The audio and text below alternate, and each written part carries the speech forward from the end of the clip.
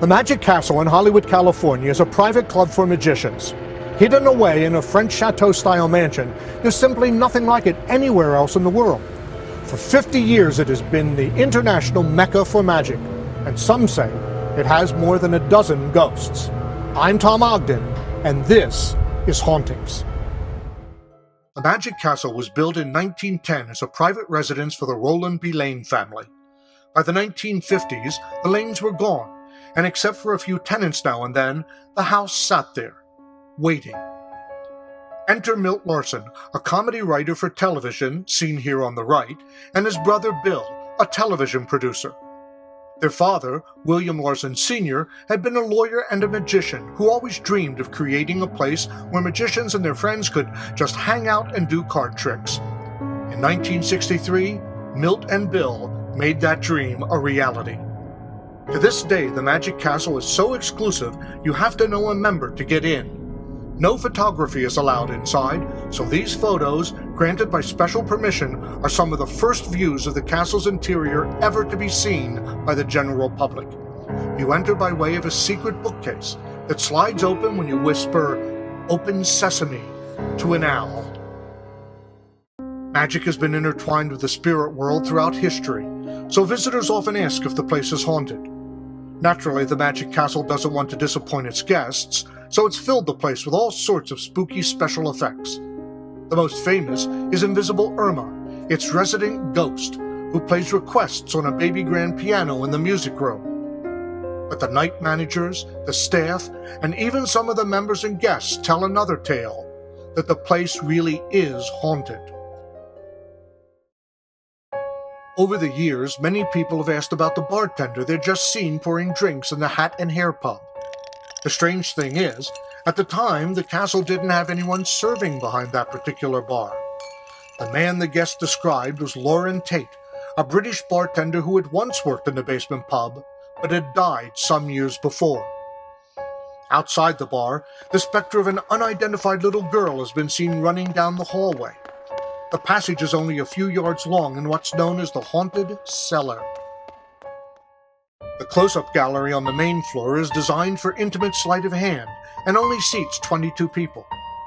Late one night, one of the hosts heard noises coming from the dressing room, even though she knew the performers had already left for the evening. When she checked backstage, not only was the room dark, but it was also completely empty.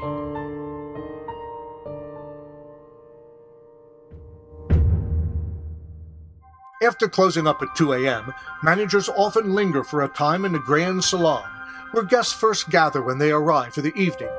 Almost all of the hosts and many of the front desk receptionists have stood in the empty building and heard the unmistakable sound of footsteps and even voices directly overhead. Today, that's where the dining rooms are located, but 100 years ago they would have been the bedrooms and the upstairs parlor of the Lane family.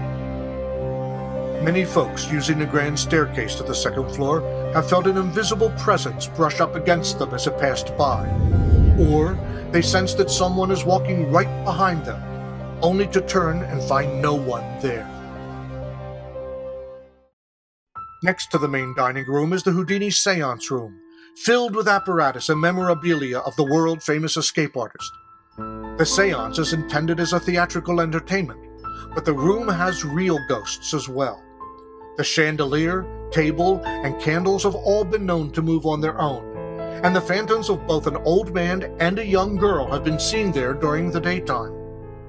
And legend has it that on one occasion, the castle's first medium, E. Raymond Carlyle, actually materialized the spirit of his own daughter, who had passed away just a few days before. The largest showroom at the Magic Castle is the Palace of Mystery. Staff members have reported hearing the disembodied voices of two people by the theater's entrance, while backstage, the showroom stage manager has heard the voices of a man and woman behind the rear curtain. If he peeks behind it, though, the voices instantly stop.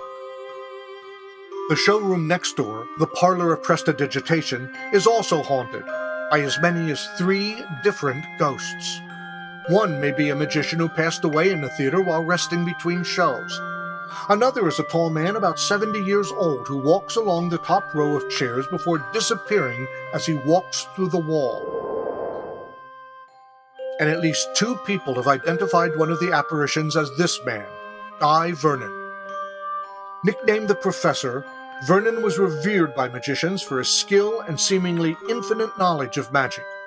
Before his death in 1992 at the age of 98, Vernon held court at the Magic Castle almost every night for nearly 30 years. And that's just the beginning. Every day a new story and a new haunting comes to light at the Magic Castle. In ancient times, it was the magicians and wizards who communicated with the dead. No wonder so many ghosts have made the Magic Castle their home. I'm Tom Ogden, and we'll see you next time on Hauntings. To learn more about the ghosts of the Magic Castle, pick up a copy of Haunted Hollywood, available online and in bookstores everywhere.